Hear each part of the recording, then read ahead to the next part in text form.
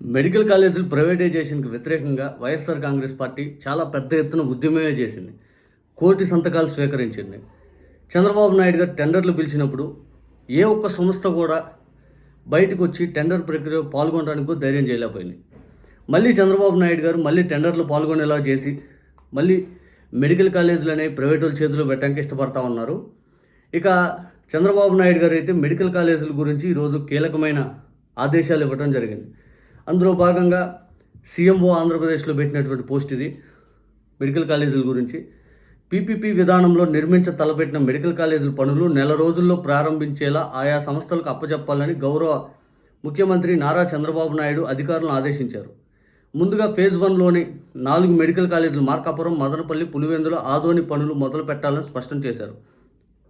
అలాగే ఫేజ్ 2లో అమలాపురం, బాపట్ల, పెనుగొండ, నర్సీపట్నం, పాలకొల్లు, పార్వతీపురం మెడికల్ కాలేజీల నిర్మాణం పూర్తి చేయాలని స్పష్టంగా ఆదేశాలు జారీ చేశారు. అలాగే 7 పిల్లర్లతో AP state health investment policy 2026-31 త్వరలో తీసుకురావాలని సీఎం నిర్దేశించారు. ఇందులో భాగంగా మెడికల్ కాలేజీలు, మల్టీ స్పెషాలిటీ హాస్పిటల్స్, మెడ్టెక్ ఉత్పాదనలు, స్టార్టప్ ఇన్నోవేషన్, మెడికల్ టూరిజం కింద ఇంటిగ్రేటెడ్ వెల్నెస్ ఫెసిలిటీస్ అందించడం, స్కిల్లింగ్, అమరావతి VERలో మెడిసిటీలు ఏర్పాటు చేయాలని చెప్పి చంద్రబాబు నాయుడు గారు చెప్పారు. అంటే ఇప్పుడు దీని అర్థం ఏంటంటే, ఇప్పుడు చంద్రబాబు నాయుడు గారు మెడికల్ కాలేజీలు అనేవి పూర్తి స్థాయిలో ఒక నెల రోజుల్లోపు పీపీపీ విధానంలో పనులు అనేవి ప్రారంభించేలాగా చంద్రబాబు నాయుడు గారు అయితే ఆదేశాలు ఇస్తూ ఉన్నారు. ఫేజ్ 1లో భాగంగా మార్కాపురం, మదనపల్లి, పులివెందులు, ఆదోని పనులు మొదలు పెట్టాలి ఒక నెలలో అని చెప్పి చంద్రబాబు నాయుడు గారు అయితే చెప్పడం జరిగింది. ఆ తర్వాత ఫేజ్ 2కి వెళ్తారు. 4,000 ఖర్చు పెట్టుకుంటే 4,000 కోట్లు ఈ మెడికల్ కాలేజీలన్నీ అయిపోతాయి. మన రాష్ట్ర ప్రభుత్వం రోజుకి 500 కోట్లు అప్పు చేస్తూ ఉంది ప్రతిరోజు. దాదాపు చంద్రబాబు నాయుడు గారు ఎక్కి 680 రోజులు పైగా అయింది ఇప్పటికి. ఈ 680 రోజులు పైగా చంద్రబాబు నాయుడు గారు ఎక్కాక రోజుకి 500 కోట్లు ప్రతి సందర్భంలో అప్పు చేస్తుంది. దాదాపు 23 నెలల కాలంలో చంద్రబాబు నాయుడు గారు ప్రభుత్వం చేసిన అప్పు 3,50,000 కోట్లు పైగా. 4,000 కోట్ల రూపాయలు మెడికల్ కాలేజీలు పెడితే అసలు బ్రహ్మాండంగా తయారయ్యి పేదవాళ్ళు డాక్టర్లు తయారవుతారు. అసలు ఖర్చు అనేది లేకుండా ఉచిత వైద్యం అనేది పేదవాళ్ళకి అందుద్ది. చంద్రబాబు నాయుడు గారు ఎందుకు ఈ ఆలోచన చేస్తున్నారు, ప్రైవేట్ వాళ్ళ చేతులు ఎందుకు పెట్టాలనుకుంటున్నారో అర్థం కావట్లా. అసలు ఉచిత బస్సు కంటే కూడా ఇదే మంచిది కదా. ఉచిత బస్సు అనేది తీసుకెళ్ళిపోయి మహిళలకి అది ఇదని చెప్పి ఖర్చు పెట్టే బదులు మెడికల్ కాలేజీలకి ప్రైవేట్ వాళ్ళ చేతిలో పెట్టకుండా గవర్నమెంట్ పరిధిలోనే ఉంచి పూర్తి గవర్నమెంటే 4,000 కోట్లు ఖర్చుతో చేస్తే అద్భుతాలు చేయొచ్చు. పేదవాడికి వైద్యం చీప్ కాస్ట్ అందుద్ది. అసలు పూర్తిగా అక్కడికి వెళ్ళిపోయి ఎటువంటి రూపాయి చెల్లించకుండా ధైర్యంతో అక్కడ పోయి వైద్యం చేయించుకోవచ్చు.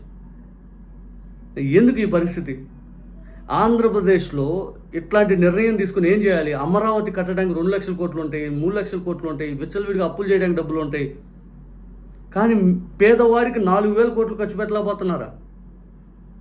మెడికల్ కాలేజీల పైన మీ నిర్ణయం మార్చుకోరా. ప్రజా ఆగ్రహ ఉద్యమం నడిచింది.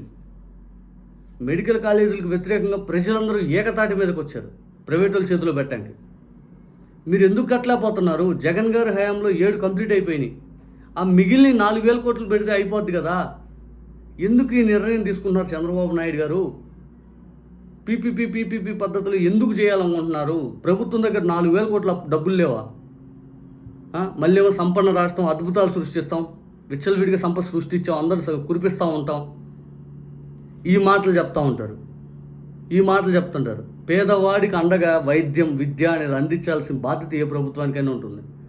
కానీ మీ దగ్గర ఈ విధానం చూశాక ఆశ్చర్యం కలుగుతూ ఉంది. మీరు వెనక తగ్గపోయినా ప్రజలే పూర్తి స్థాయిలో దీన్ని గుర్తుపెట్టుకుంటారు. ఖచ్చితంగా మీకు వ్యతిరేకంగా ప్రజలు దీని మీద రేపు ఎలక్షన్ అనేది జరుగుద్ది. మీకు వ్యతిరేకంగా మీ ప్రభుత్వం దించే కార్యక్రమం జరుగుద్ది. మెడికల్ కాలేజీలు తెసిపోయి ప్రైవేట్ చేతులు పెట్టడం ఏంటండి? పేదవాడికి వైద్యం అందటానికి కూడా డబ్బులు పెట్టుకునే పరిస్థితి మన రాష్ట్రంలో కల్పిస్తూ ఉన్నారు. జగన్ గారు తీసుకొచ్చిన మెడికల్ కాలేజీలని మీకు ఇంత పగ. జగన్ గారు కేంద్రంతో మాట్లాడి 17 మెడికల్ కాలేజీలు తీసుకొచ్చారు గవర్నమెంట్ పరిధిలో. ఈయన 5 వేసిపోయి ప్రైవేట్ చేతులు పెట్టే కార్యక్రమం చేయడం ఆశ్చర్యం కలుగుతూ ఉంటుంది.